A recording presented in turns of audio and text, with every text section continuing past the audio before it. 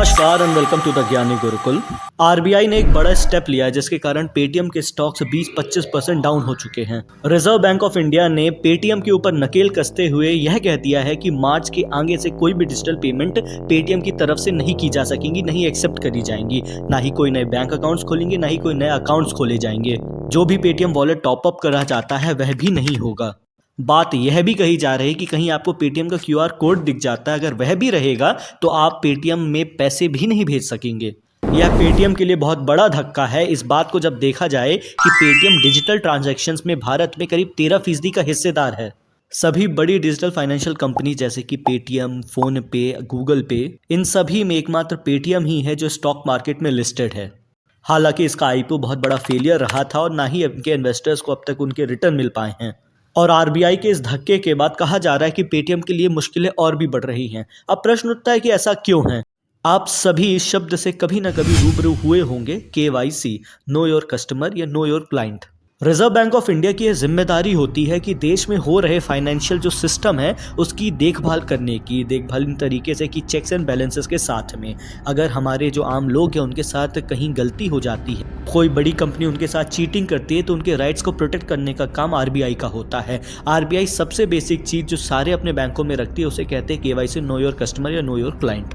इससे financial system में एक स्टेबिलिटी रहती है और हमें पता होता है कि किस इंसान का यह अकाउंट है वो किससे रिलेटेड है, इसमें कोई ब्लैक का काम तो नहीं हो रहा है, कोई लीगल फंडिंग तो नहीं चल रही है। बहुत इंपॉर्टेंट रहता है बैंक्स के लिए। तो आरबीआई ने बहुत स्ट्रिक्ट गाइडलाइंस दी हैं अपने know your customer, know your client के लिए, केवाईसी रूल्स के लिए, लेकिन पेटीएम उन्हें फॉलो नहीं कर रहा। आरबीआई ने कई बार इन्हें वार्निंग दी कि आप अपने केवाईसी रूल्स को अच्छे से फॉलो करें, बट लेथर्जिकल अप्रोच के कारण एक मलिशियस एटीट्यूड दिखा पेटीएम की तरफ से और केवाईसी नॉर्म्स को अच्छी तरह फॉलो ना किए जाने पर ये सारे इनके आने वाले ट्रांजैक्शंस मार्च से बंद कर दिए जाएंगे। पेटीएम डिजिटल ट्रांजैक्शंस में एक जाइंट है। करीब 50 करोड़ इंडियंस को यह केटर करता है। साथ ही साथ करीब 30 करोड़ पेटीएम वॉलेट अकाउंट हैं। इनके साथ ही 3 करोड़ पेटीएम अकाउंट हैं, क्योंकि आप सभी जानते होंगे जो पेटीएम से कनेक्टेड या कभी उन्हें यूज़ किया होगा कि पेटीएम में खुद में एक बैंक है। इस लताड़ के बाद पेटीएम के जितने भी ऑफिशियल्स हैं उन्होंने कहा है कि हम जल्द से जल्द सारे नॉर्म्स को रेक्टिफाई करेंगे, उनको फॉलो करेंगे। अब आप समझिए केवाईसी नॉर्म्स इतने इंपॉर्टेंट क्यों होते हैं। एग्जांपल के लिए लीजिए कि आप अपने आधार कार्ड का इस्तेमाल काफ़ी जगहों जाने के लिए करते होंगे, अपनी आइडेंटिटी के तौर पर, अपनी आइडेंटिटी प्रूफ के तौर पर। अब मान लीजिए आप जहाँ पर भी उसे लगा रहे, अगर वो उसका प्रचार प्रसार करने लगे, बताने लगे कि आप यहाँ पे थे, आपने ये खाया, आपने इस तरीके की चीज़ें ऑर्डर की हैं, तो आपकी प्राइवेसी का हनन है ये।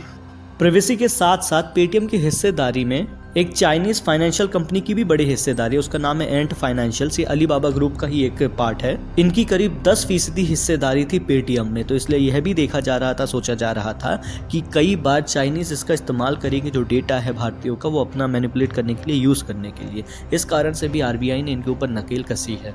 कोविड से पहले जब येस बैंक एक तरीके से डूब गया था, उसमें कई सारी चीज़ें पता चली थी, तो फ़ोन पे का सर्वर डाउन हो गया था, क्योंकि फ़ोन पे का जो एक तरीके से स्पॉन्सर बैंक था वो येस बैंक हुआ करता था। तब पेटीएम ने यह बात भी थोड़े मजाक में कही थी। फोन पे ने क्रिकेटिंग सेंस में जवाब भी दिया था कि आपका क्लास इंपॉर्टेंट होता है, फॉर्म तो आता जाता रहता है। अब देखना यह है कि पेटीएम इस पूरी मुसीबत को किस तरीके से हैंडल करता है, और उम्मीद है कि भारत सरकार के बनाए नियम को, आरबीआई के द्वारा बनाए गए सारे कानूनों का, नियमों को अच्छे से पालन किया जाएगा सारी बैंकों के द्वारा, और पेटीएम उनका एक जीवंत उदाहरण बन के उभरेगा। वीडियो कैसा लगा ये हमें कमेंट्स में लिखकर बताइएगा। साथ ही इसे अपने दोस्तों के साथ शेयर करें। मिलते हैं अगले वीडियो में, तब तक अपना ख्याल रखें। जय हिंद।